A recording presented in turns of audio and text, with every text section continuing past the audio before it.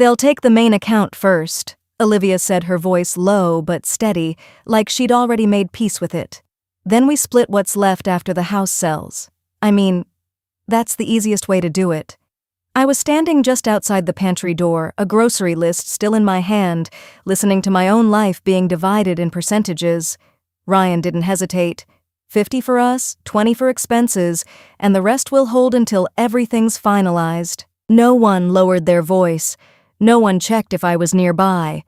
Through the narrow gap of the door, I saw Olivia lean over the kitchen counter, a yellow sticky note pressed flat beneath her palm. Numbers were written in neat, deliberate lines. My accounts, my house, my future. My handwriting wasn't on it.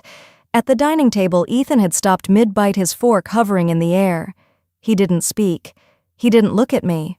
But he heard it too. I didn't move. I didn't step in, didn't clear my throat, didn't give them the satisfaction of knowing I was there. Because this wasn't confusion. It wasn't a careless conversation that got out of hand. They weren't wondering what might happen one day. They were planning it. I had expected distance, maybe even disagreement, not this. Carefully, quietly, like I was already gone. And something about the way Olivia pressed that sticky note down like she didn't want it to move told me this wasn't the first time they'd had this conversation. It just happened to be the first time I heard it. If you've ever had a moment where something felt off before you could explain why, I'd really like to know where you're watching from. My name is Barbara Simmons. I'm 72 years old, and until that afternoon I believed I understood the people in my home. I had lived in this house for over 20 years. Every corner of it held something I had chosen, fixed, or kept for a reason. After my husband passed, it became more than just a place to live. It was where I rebuilt everything quietly, one routine at a time. Ryan moved back in 3 months ago. Temporary, he said, just until things settled down. Work had been unstable, and Olivia's real estate listings weren't moving the way they used to. It made sense. At least it did then. I didn't ask for details. He was my son. You don't ask your child for proof when they say they need help. At first it felt normal. A little crowded maybe, but manageable. Olivia reorganized the kitchen within the first week, said it would be more efficient. Ryan handled a few repairs around the house, things I had put off longer than I should have. It looked like support. It sounded like family. But there were small things I didn't question at the time. Mail that had already been opened and stacked neatly on the counter. Conversations that stopped the moment I entered the room. Olivia asking casual questions about accounts I hadn't mentioned in years. Just trying to help you keep things organized, she'd said once, smiling as she closed a folder I didn't remember leaving out. I let it go, because it was easier to believe there was nothing to see. Standing outside that pantry, I went over those moments again, one by one, but they didn't feel small anymore. They lined up too cleanly, like pieces that had always belonged together. Inside the kitchen, Ryan shifted his weight, glancing toward the hallway. For the paperwork, he said, quieter now, we'll need her to sign before anything moves forward. Olivia nodded. She will. We just need to frame it right. Frame it. I looked down at the grocery list in my hand. Eggs, bread, coffee, normal things. The kind of list you write when you believe tomorrow will look exactly like today.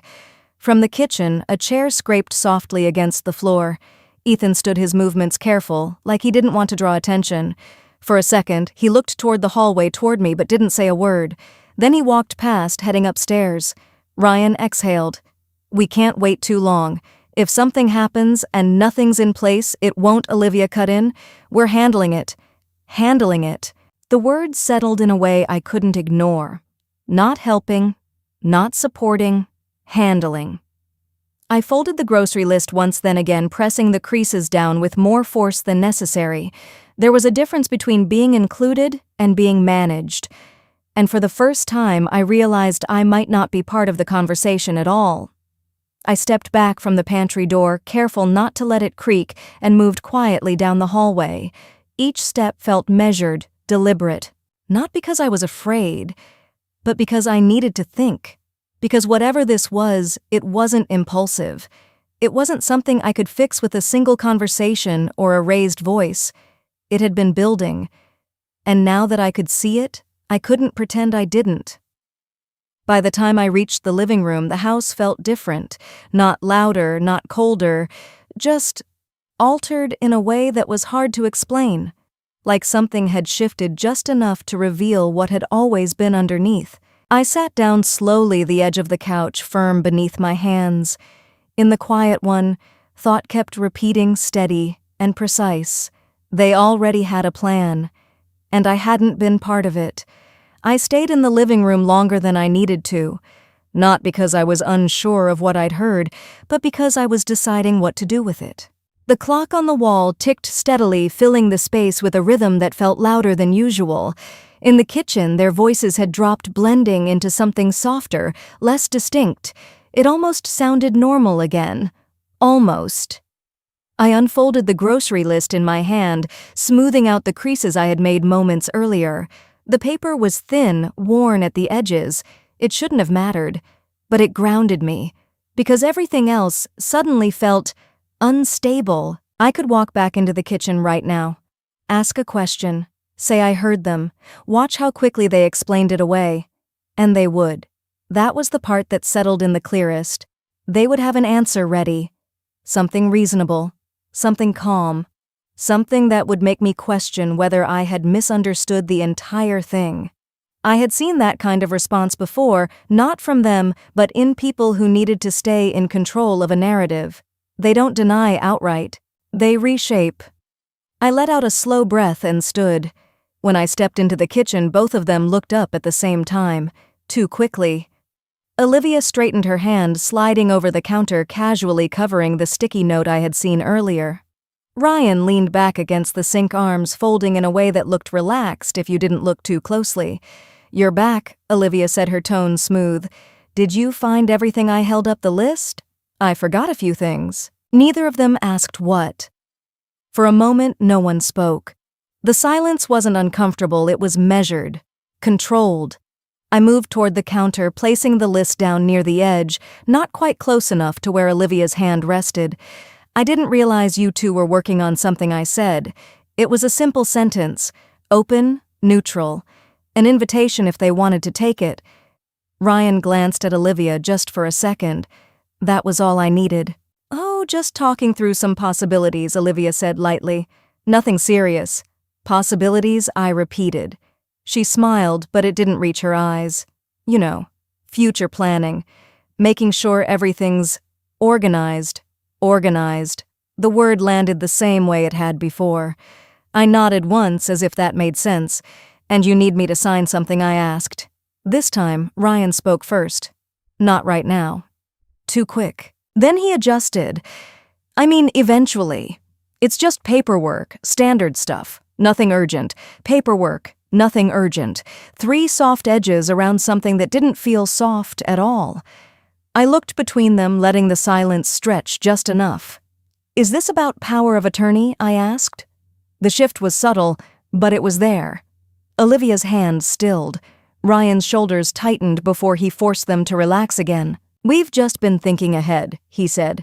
"In case you ever need help managing things." Managing. The same word again. I tilted my head slightly. "I've been managing just fine." "Of course," Olivia said quickly. "And you will. This is just a safety net. A safety net you don't tell me about." The question stayed in my head. I didn't say it out loud. Instead, I stepped a little closer to the counter, close enough now to see the edge of the sticky note beneath her hand. Just a corner of it. Yellow. Folded slightly at the tip. "Can I see what you're working on?" I asked. Olivia didn't move her hand. Not immediately. Then slowly she lifted it just enough to slide the note toward herself instead of toward me. "It's not finalized," she said. "We didn't want to bring it to you until it was clearer." Ryan nodded along. "No point stressing you out over details that might change." Stress me out. I let out a small breath that could have been a laugh if it had any warmth in it. "I'm not stressed," I said. And that was the truth. I wasn't panicking. I wasn't overwhelmed. If anything, I felt focused. Because everything they said confirmed what I had already heard. This wasn't a misunderstanding. This wasn't an idea that had just come up. This was something they had discussed, shaped, and moved forward without me. "You should include me in conversations like that," I said. still calm, still even. Ryan shifted his weight. We were going to. When I asked. He hesitated. Not long, but long enough. Olivia stepped in before he could answer. Soon. We just wanted to make sure we had the right approach first. The right approach. I nodded again, slower this time. Of course, I said. I reached for the grocery list, folding it once more, giving my hand something to do. No one stopped me. No one added anything else. The conversation had reached its limit, and they knew it. So I said, turning slightly toward the hallway, "Let me know when you're ready to talk about it properly." Barbara Ryan started. I paused just enough to acknowledge him, but I didn't turn back. Yes. He seemed to reconsider whatever he had been about to say. We're just trying to help. I let that sit for a moment. Then I nodded once. I know. And I walked out of the kitchen. I didn't go far. Just to the end of the hallway where the light from the window cut across the floor in a clean, bright line. I stood there looking at nothing in particular and let the conversation replay. Not the words, the gaps between them, the hesitation, the way Olivia had moved that sticky note away from me instead of toward me. The way Ryan had answered too quickly, then corrected himself. It wasn't chaotic, it was controlled, and that made it clearer. They weren't reacting. They were managing the situation, managing me. I pressed my fingers lightly against the edge of the wall, grounding myself in something solid. There were still questions. What exactly had they already done? What had they already put in motion? How far had this gone beyond conversation? Because whatever I had seen in that kitchen, it didn't feel like the beginning. And for the first time I understood something that hadn't been obvious before. If I waited for them to explain it to me, I would always be a step behind. I didn't sleep much that night, not because I was afraid, but because my mind refused to slow down long enough to let anything settle. Every detail from the kitchen replayed sharper now that I wasn't standing in it. The tone of Olivia's voice, the way Ryan had answered too quickly, the sticky note, the numbers. It wasn't just what they said. It was how practiced it sounded. By morning, the decision felt less like a reaction and more like a correction. Over the next few days, I moved carefully, putting things in place one step at a time. If they already had a plan, I needed one of my own. I made coffee the way I always did, same mug, same amount of sugar, but the routine didn't have the same weight. It felt like something I was doing out of habit, not comfort. The house was quiet when I left. No questions, no conversation, just the sound of the front door closing behind me. Bennett Legal Group sat on the second floor of a low modern building just off Scottsdale Road. Clean lines, glass panels, nothing unnecessary. It wasn't unfamiliar to me. I had been there once before, years ago after my husband passed. Back then, everything had felt overwhelming, decisions stacked on top of grief. Today felt different, clearer. When I stepped inside, the receptionist greeted me with a polite smile and asked me to take a seat. I didn't wait long before a woman in her early 50s approached, extending her hand. "Barbara Simmons," she said. "Yes, I'm Laura Bennett." Her handshake was firm, steady, the kind that didn't rush you but didn't linger either. "Come on back." Her office was simple, organized, files lined neatly along one wall, a wide desk facing two chairs. No clutter, no distractions. I sat down across from her, placing my bag carefully at my feet. So she said, settling into her chair, "What can I help you with today?" I didn't rush into it. "I need to understand what someone could do," I said, "if they wanted to take control of my finances without my permission." She didn't react immediately, just listened. "Family?" she asked. "Yes."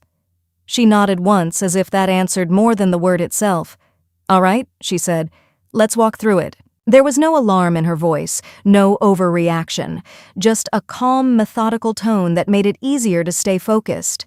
She explained it in layers: power of attorney, how it worked, when it was valid, what it allowed someone to access, then guardianship. That word again. If someone petitions for guardianship, she said, they're asking the court to determine that you're no longer capable of making your own decisions. And if the court agrees, I asked, they assign someone else to make them for you. Financial decisions, medical decisions, living arrangements, everything. I let that settle. "And what does it take," I asked, "for them to succeed?" she said. Evidence, documentation, a narrative that holds together. A narrative. I thought of Olivia's voice in the kitchen, calm, certain, prepared. Laura leaned forward slightly. Has anyone approached you about signing documents? Not directly, I said. But they will. She studied me for a moment. Then you're early, she said. That's good. Early. The word landed differently than I expected. Not late, not behind, early.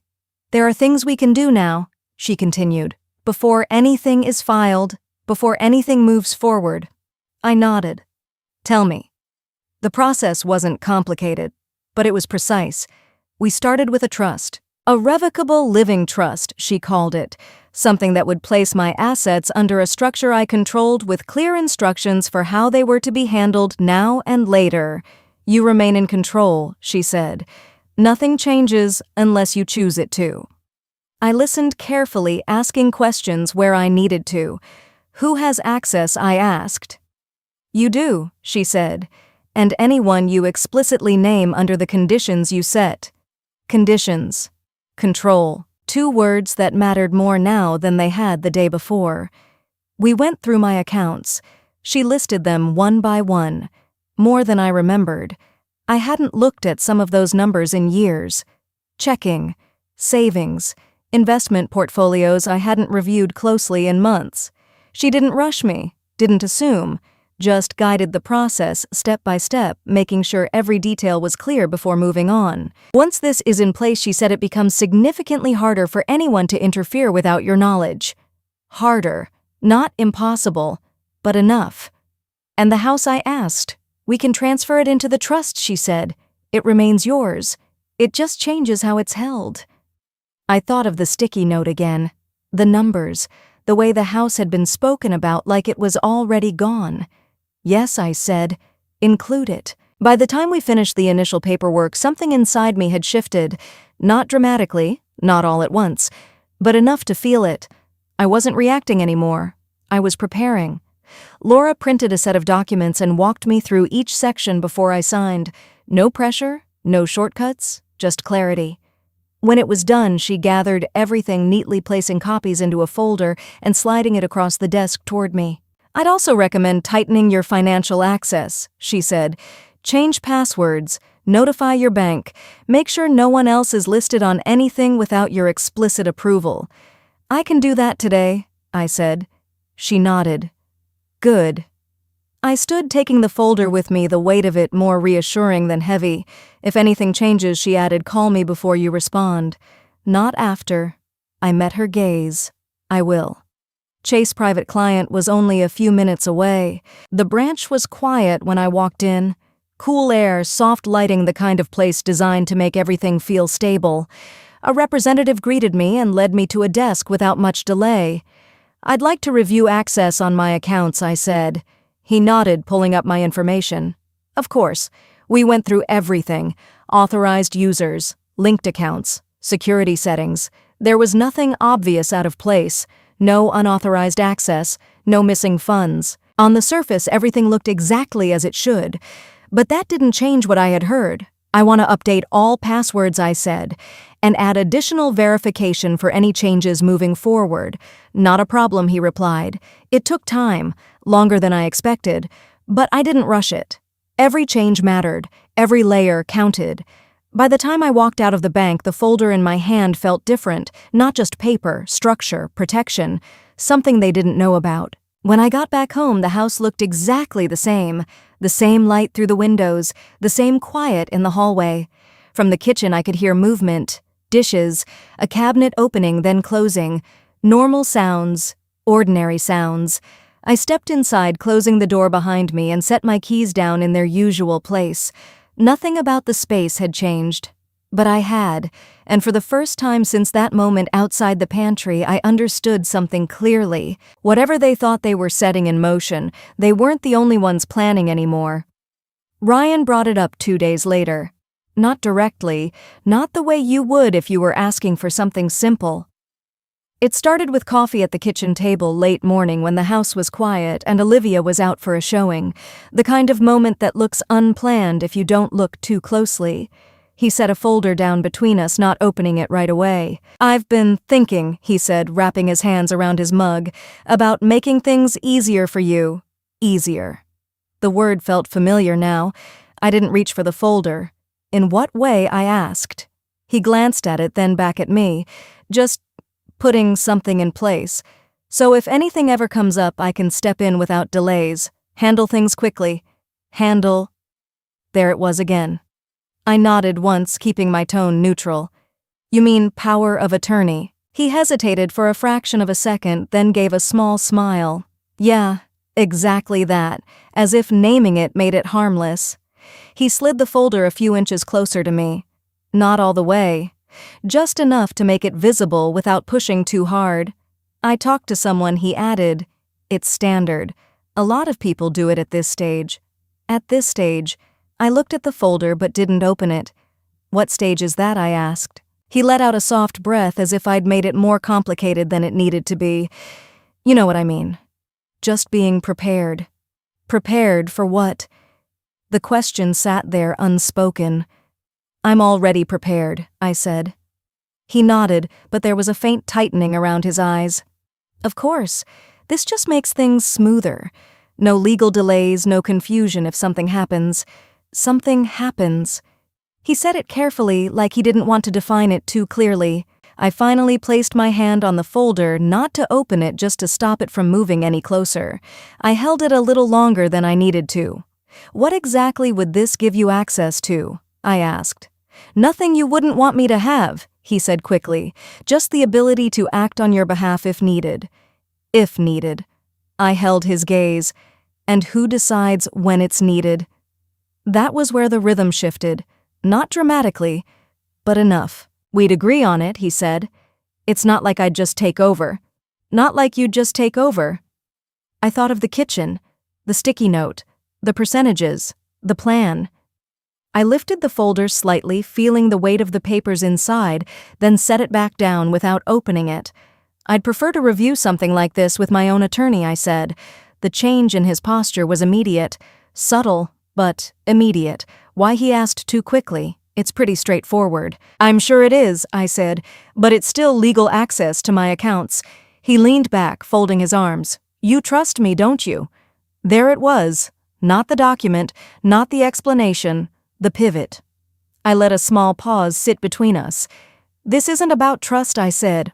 "It sounds like it is." "No," I said more firmly this time. "It's about clarity." He exhaled through his nose, looking away for a second before returning his attention to me. "I'm trying to help," he said. "I know. You don't have to make it difficult." "I'm not," I said. "I'm just not signing anything I haven't reviewed properly." The words landed cleanly. No hesitation, no room to soften them. For a moment, neither of us spoke. The kitchen felt smaller than it had before. Not physically, but in the way tension narrows everything around it. Ryan tapped his fingers lightly against his mug, a quiet, repetitive motion. "It's just paperwork," he said again, but this time it didn't carry the same confidence. I didn't respond. I didn't need to, because the repetition itself said more than the words. He needed it to sound simple. He needed me to believe it was. "I can leave it with you," he added after a moment. "You can look it over." I shook my head slightly. "Not yet." His expression shifted again, something sharper underneath the surface now. "Barbara," I said, "not yet." I didn't raise my voice. I didn't need to. The firmness was enough. He went, still watching me in a way that felt different from before, less casual, more assessing, as if recalculating. I stood picking up my mug and carrying it to the sink. The movement gave me space without turning my back on him completely. "I'll let you know when I'm ready to discuss it," I said. Behind me, I could feel his gaze steady and unreadable. "You're overthinking this," he said. I rinsed the cup slowly, setting it aside before turning the water off. "Maybe," I said. "Or maybe I'm thinking about it exactly the right amount." When I turned back around, the folder was still on the table, unopened, untouched. He followed my eyes and let out a short breath, then pushed the folder back toward himself. "Fine," he said. "We can revisit it later." Later. Another soft edge, another delay. but not a retreat. I could see that clearly now. This wasn't the end of the conversation. It was a pause, a repositioning. He stood taking the folder with him, his movements more deliberate than before.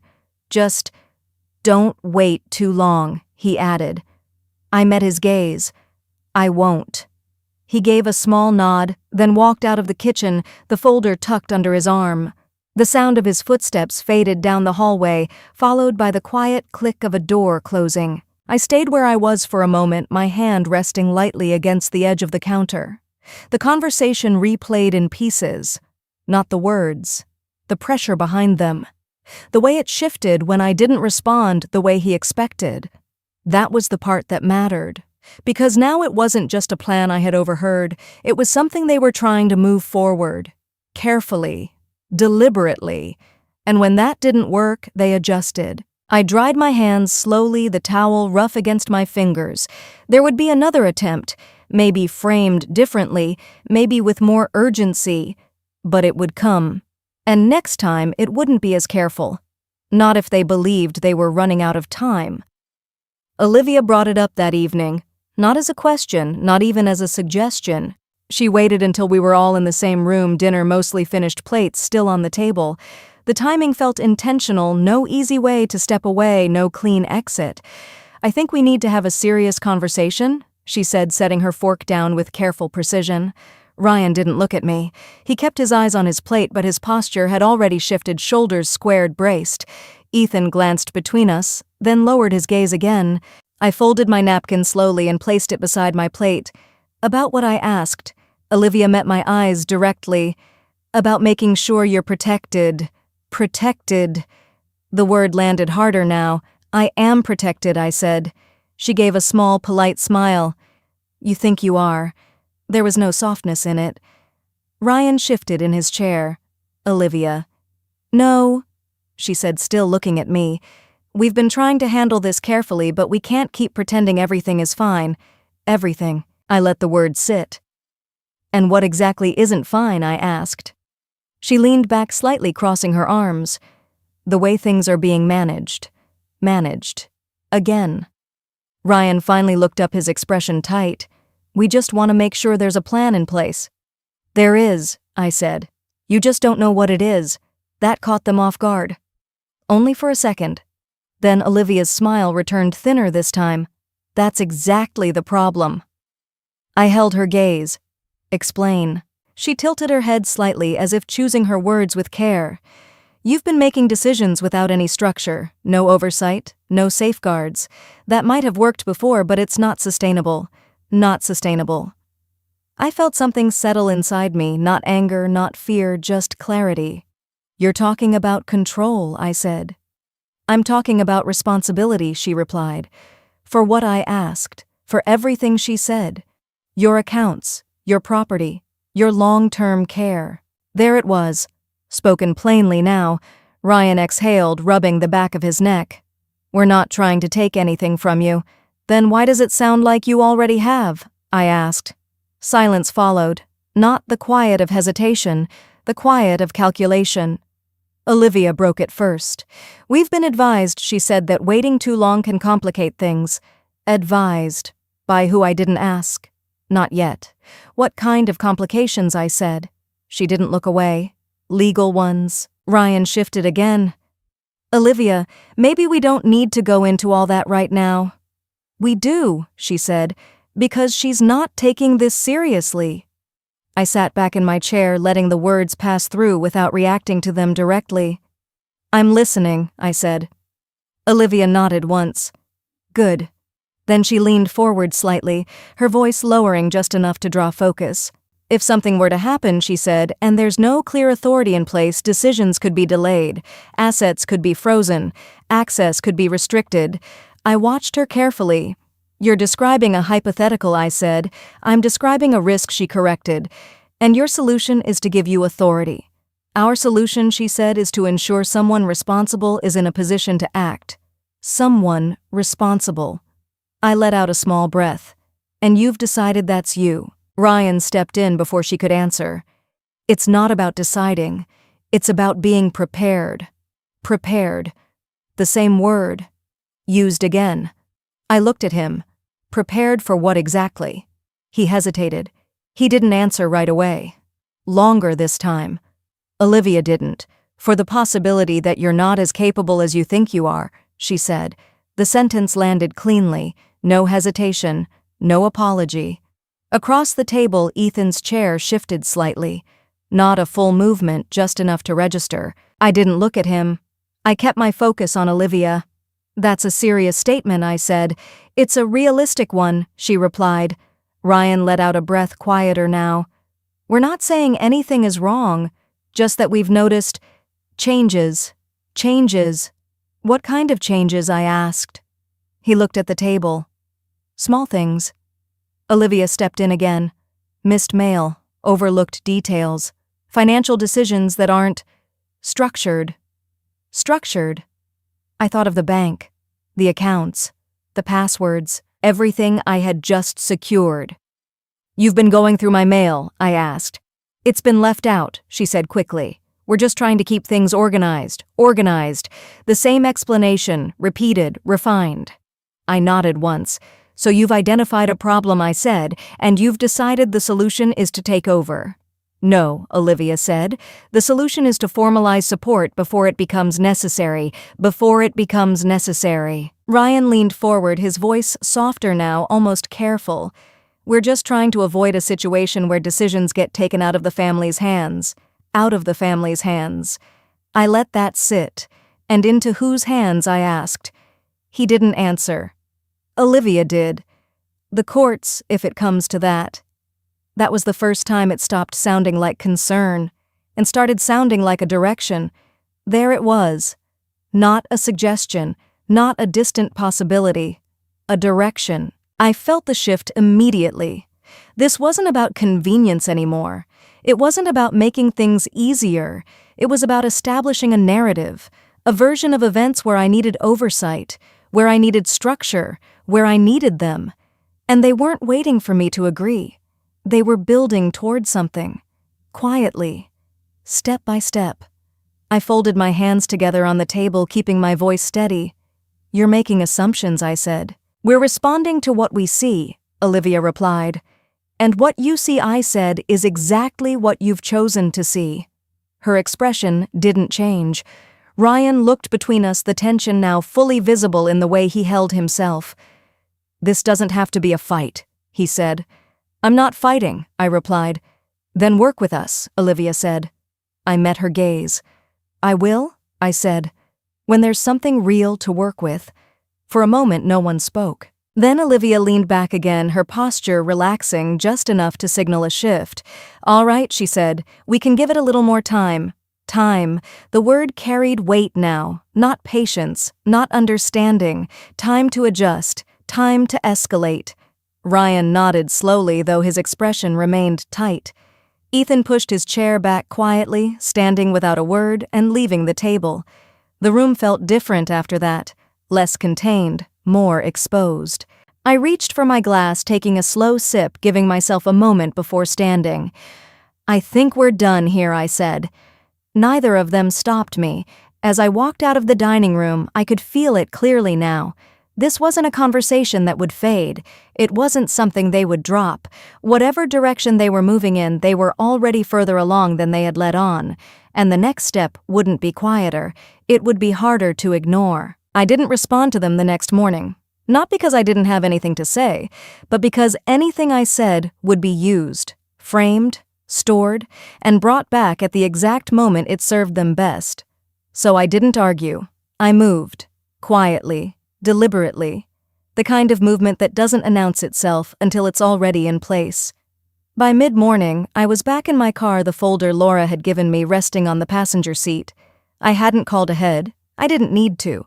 Mayo Clinic Scottsdale was already part of the plan I had started building the day before. If they were shaping a narrative about me, I needed something stronger than denial. I needed documentation, something that didn't rely on tone or interpretation, something that stood on its own. The lobby was calm, almost too calm for what I was there to do. Neutral colors, soft lighting, the quiet efficiency of a place designed to keep everything controlled. I checked in at the front desk, giving my name and explaining simply that I wanted a full cognitive evaluation. The receptionist didn't question it, just nodded and handed me a form. Routine. That was the word everything seemed to fall under. Routine paperwork, routine assessments, routine decisions, but none of it felt routine anymore. While I filled out the form, I kept my handwriting steady, each letter deliberate. Name, age, medical history, reason for visit. I paused at that last line, then wrote personal documentation. It was the closest thing to the truth that didn't invite more questions. A few minutes later, a nurse called my name, Barbara Simmons. I stood and followed her down a quiet hallway past closed doors and muted conversations. She led me into a small exam room and asked me to take a seat. "What brings you in today?" she asked. "I'd like a full cognitive evaluation," I said. She gave a small nod, not surprised. "Any specific concerns?" "No," I said. "Just clarity." That seemed to be enough. She noted it down and stepped out, returning shortly after with Dr. Kevin Patel. He greeted me with a calm professional ease that made it easier to stay focused. "Ms. Simmons," he said, taking a seat across from me. "I understand you're requesting an evaluation." "Yes." "All right," he said. "We'll go through a series of questions and exercises. Nothing complicated, just a way to assess memory, reasoning, and overall cognitive function." I nodded. "I'm ready." The process wasn't long, but it was thorough. He asked about dates, recent events, sequences, had me repeat phrases, solve small problems, recall details after short intervals. At no point did he rush, at no point did he suggest anything was off. And I didn't try to prove anything.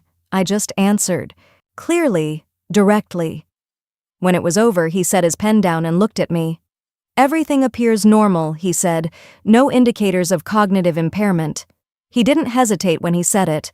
The words settled in a way I hadn't expected. Not relief, confirmation. "I'd like that documented," I said. "Of course," he replied. "We'll include it in your file. You can request a copy at the front desk." I nodded once. "Thank you." When I stepped back outside, the air felt warmer than it had earlier. Not because anything had changed, but because something had been established. Something they couldn't reshape. Something that didn't depend on how a conversation was framed. I sat in my car for a moment, the engine still off, and let that settle. Then I picked up my phone. Laura answered on the second ring. "Barbara," she said, "everything all right?" "Yes," I said. "I've completed a cognitive evaluation." There was a brief pause on the other end. "Good," she said. "Very good. That gives us a strong position." "Position," I repeated. "Yes," she said. "If anything escalates, documentation like that matters." Escalates. The word fit. "They've already started," I said. I assumed as much, she replied. "Have they mentioned anything specific yet?" "Not directly," I said. "But they're building toward it." "Then we stay ahead of it," she said. "You've already done the most important step." There was a steadiness in her voice that didn't leave room for doubt. "What comes next?" I asked. "Paper trail," she said. "We document everything, conversations, requests, any changes in behavior. If they push for legal control, we show intent and pattern." Intent. Pattern. The same structure she had described before, only now I could see how it connected. "They're careful," I said. "They won't always be," she replied. "Pressure changes that." I nodded, even though she couldn't see it. "I'll keep track," I said. "Good," she said. "And Barbara, if they present anything for you to sign, don't engage. Call me first. I will." Back at the house, everything looked exactly as it had that morning. Nothing out of place, nothing obvious. But I noticed more now. The way a drawer didn't quite close the same way it used to. The stack of mail arranged too neatly. Small details that felt handled. I walked into the kitchen and set my keys down, the sound echoing slightly in the quiet. From upstairs, I could hear movement. Ryan's footsteps. Measured. Unhurried. He wasn't avoiding me. Not yet. I moved through the house slowly, not searching, just observing. Every room held something familiar, but the familiarity didn't feel the same. It felt watched. Not in a physical sense, in a structured one, like there was a version of this space they were trying to reshape. I stopped at the dining table, my hand resting lightly against the back of the chair I had sat in the night before. The conversation replayed again.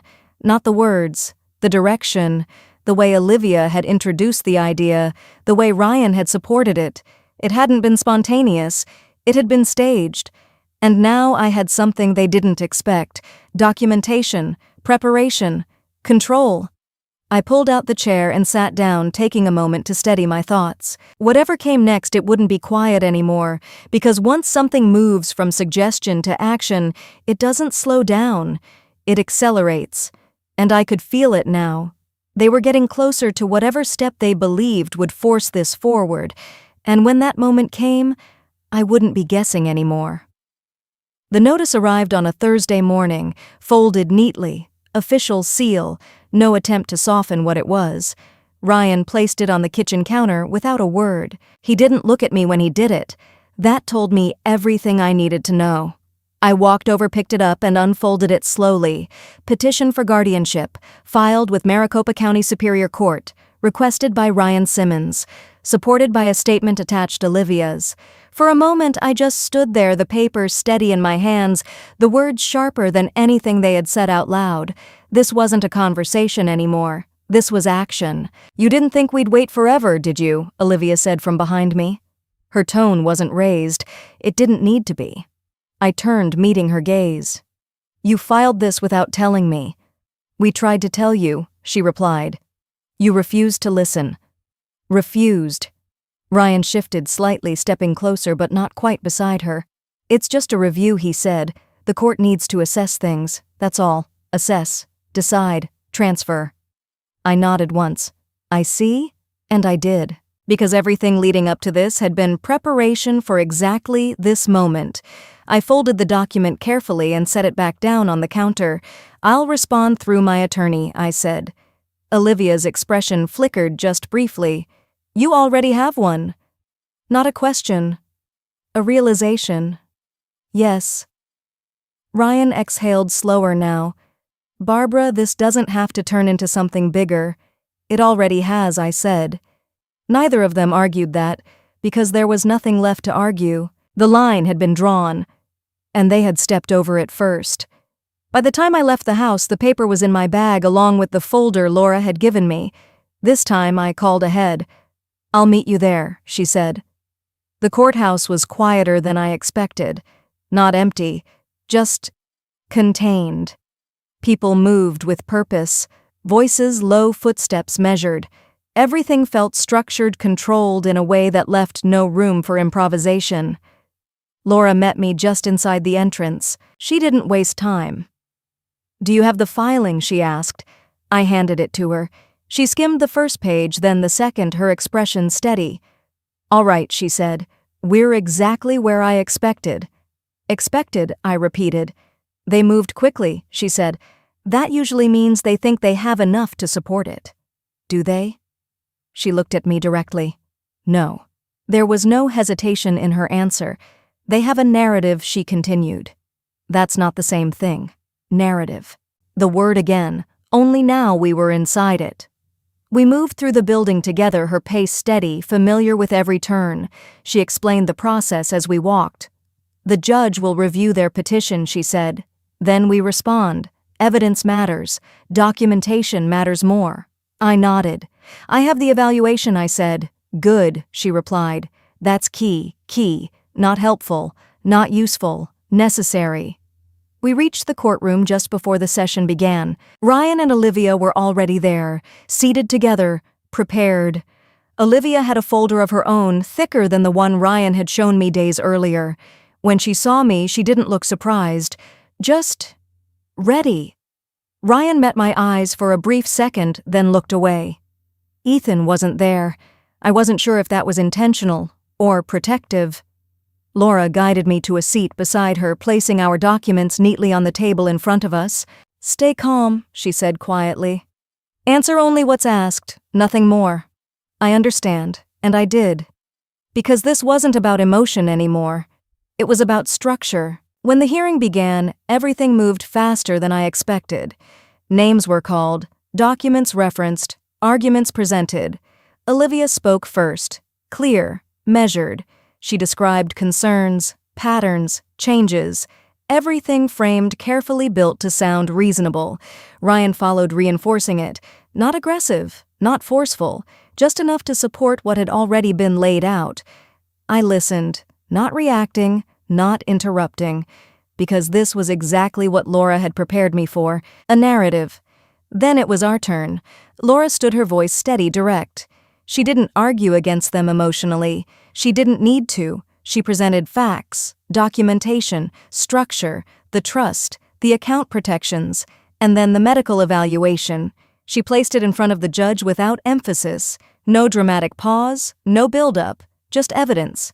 Ms. Simmons voluntarily completed a full cognitive assessment, she said. The results indicate no impairment, no decline, no basis for removal of autonomy. The room shifted, not visibly, but in the way attention changes when something solid enters the space. The judge reviewed the document. Slowly, carefully. Ryan's posture tightened.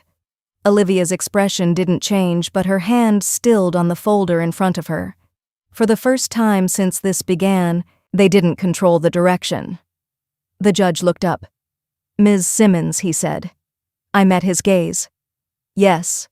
Do you feel capable of managing your own affairs?" "Yes. Have you authorized anyone to act on your behalf?" "No."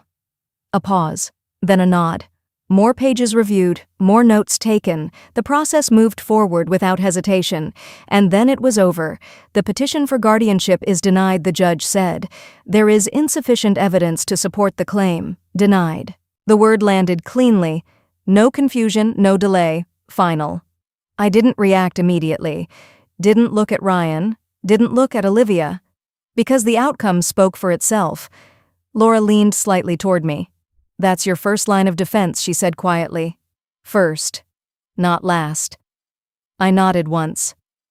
"If you've ever had someone try to make decisions for you, I'd want to know what you would have done in that moment, and stay with me because what came next wasn't something they saw coming." I gathered my things slowly, standing with the same steady movement I had walked in with. Across the room, Ryan remained seated for a moment longer than necessary. Olivia closed her folder with controlled precision. They had expected resistance. They hadn't expected this. I turned to leave Laura beside me, the hallway ahead already opening into something quieter.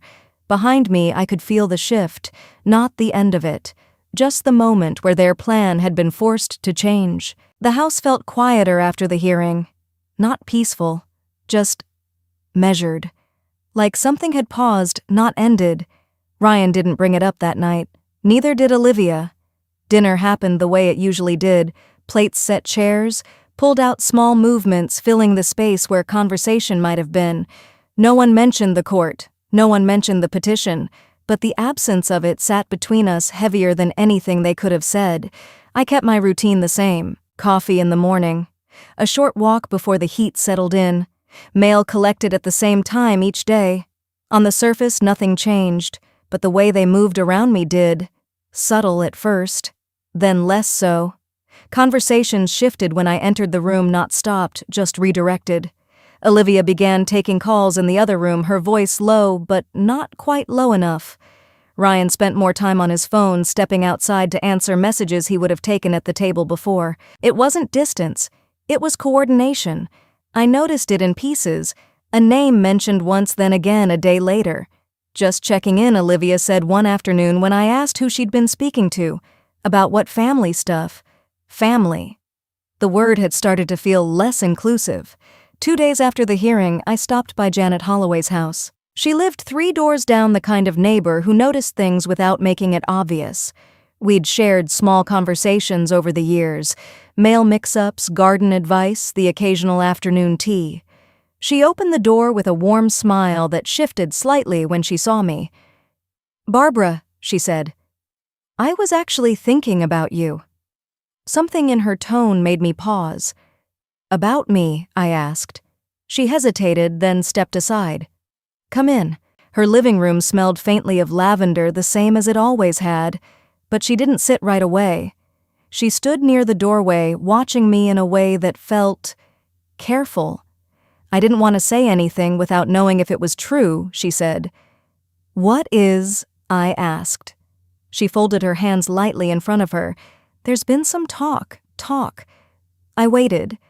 Janet lowered her voice even though we were alone. "Olivia mentioned just in passing that you'd been having some difficulty lately, forgetting things, getting confused."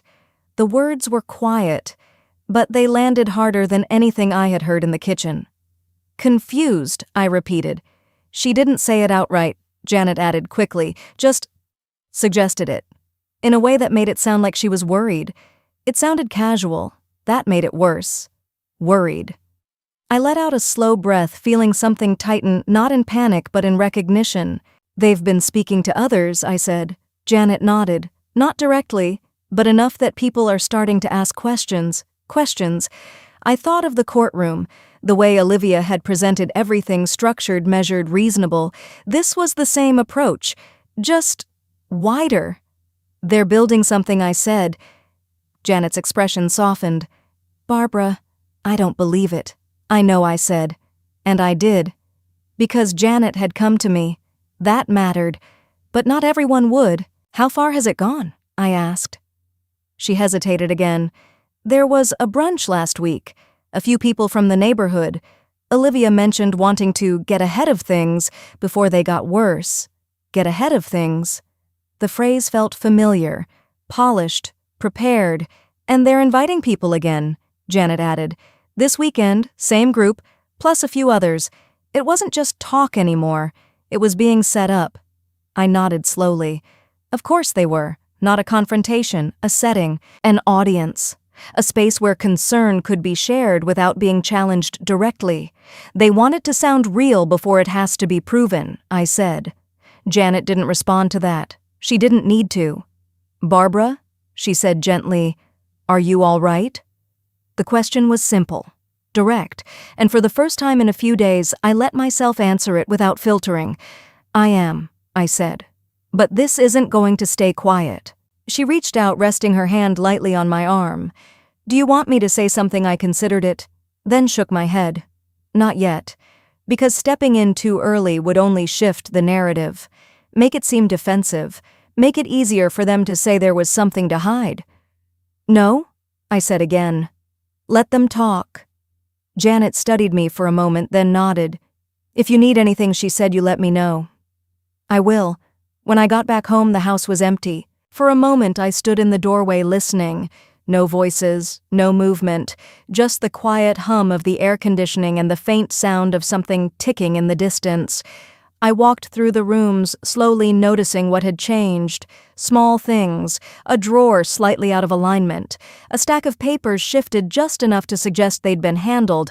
Nothing obvious, nothing I could point to and say this is it. But enough to confirm what I already knew. They weren't stopping. They were adjusting, moving outward instead of forward, building support, establishing doubt. I set my keys down and moved into the kitchen, resting my hand on the counter where the sticky note had once been. That was where it had started, at least for me. Not for them. For them it had started earlier, quietly, carefully. I opened the refrigerator more out of habit than intention, then closed it again without taking anything out. The reflection in the stainless steel surface caught my eye, steady, unchanged, exactly as it had been the day before.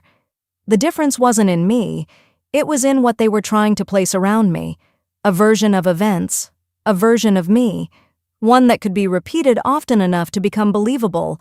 I turned away from the reflection and moved toward the dining table, pulling out a chair and sitting down. If they wanted an audience, they were going to have one, but not in the way they expected. I folded my hands in front of me, letting the thoughts settle fully this time. They weren't just planning anymore. They were performing, and whatever they had set for this weekend, it wasn't going to be quiet. The brunch was set at Olive and Ivy late morning, where the tables filled quickly and conversations carried just enough to be overheard without sounding intrusive. Olivia had chosen it well, public enough, controlled enough. When I arrived, they were already seated. Ryan at the edge of the table, Olivia beside him, her posture relaxed in a way that looked effortless if you didn't know what sat beneath it. Around them were familiar faces, neighbors, a couple I'd met once before, and Janet, who gave me a small, steady look as I approached. No one spoke at first, not until Olivia stood, her smile warm, practiced. "Barbara," she said as if this were any other gathering, "I'm so glad you came." I took my seat without returning the smile. "Of course," I said. Menus were passed around, orders placed. Small talk layered over the table like a thin covering, just enough to delay what everyone seemed to feel was coming. Olivia waited. Not long, just until the drinks arrived, until everyone had settled, until there was no easy way to leave without being noticed.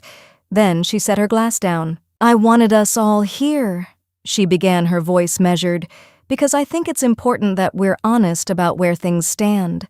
No one spoke right away. A glass shifted somewhere to my left, the soft sound of it touching the table louder than it should have been.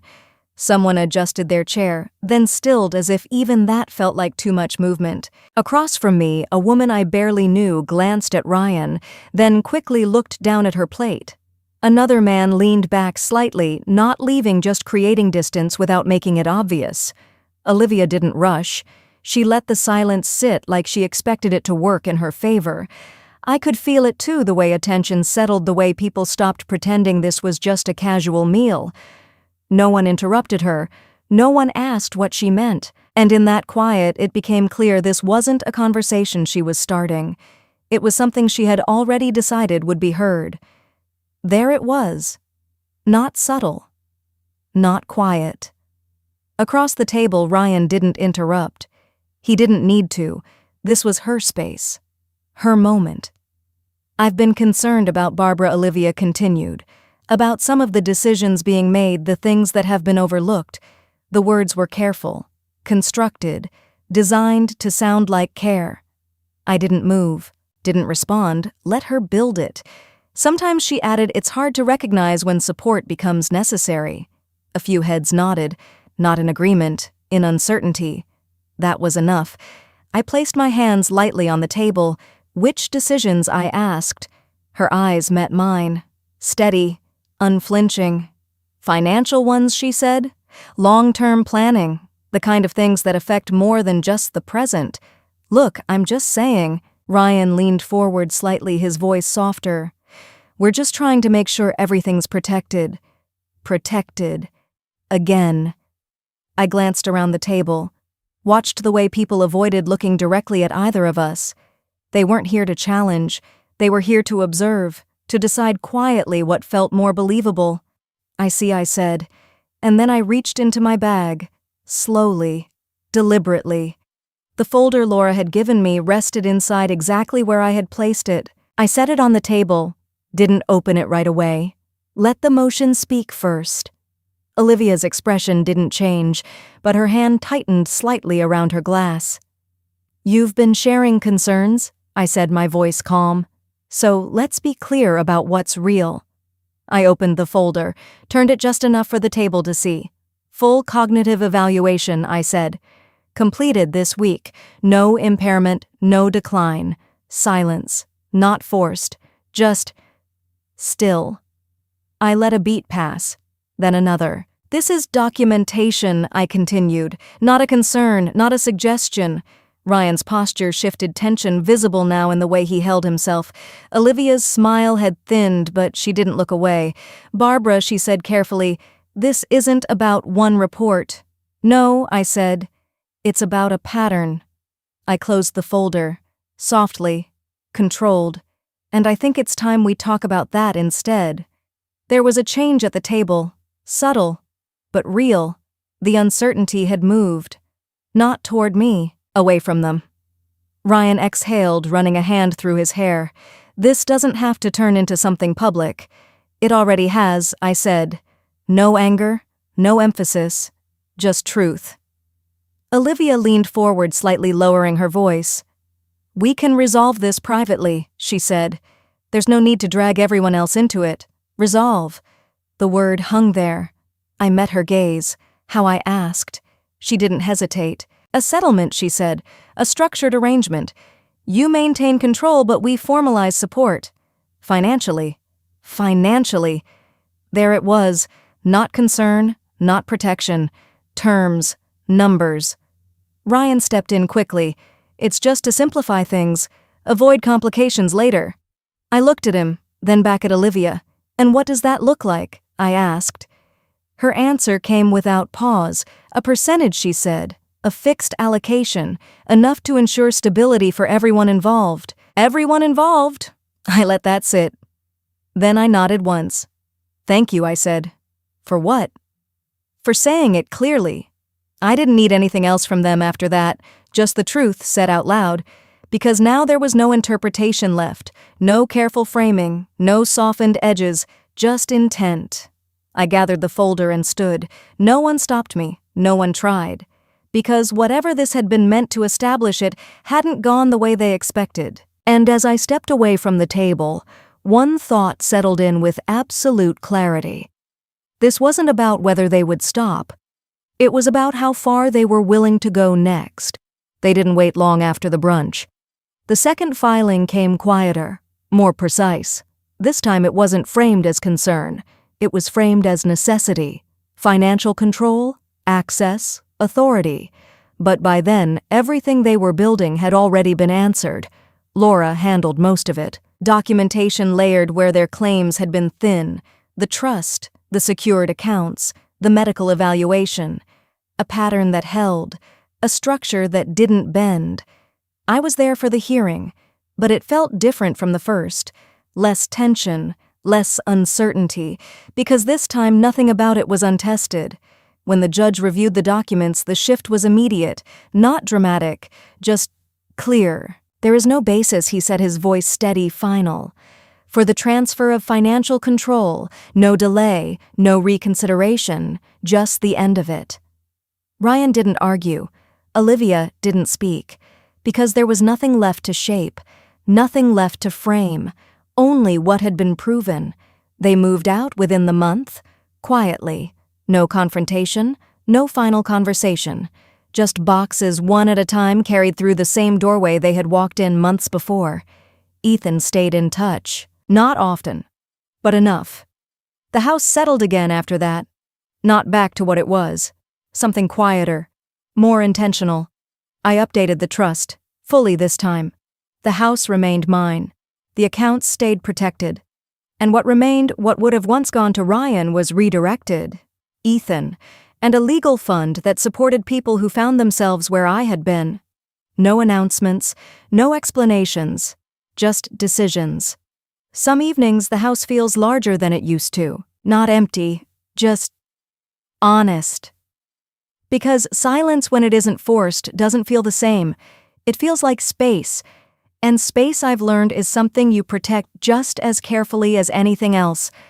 I didn't lose anything in the end. I just saw it clearly, and that was enough. If you were in my place, would you have tried to keep the peace, or would you have drawn the line where it mattered most? Let me know what you think, and if this story stayed with you, take a moment to like, share it, and subscribe.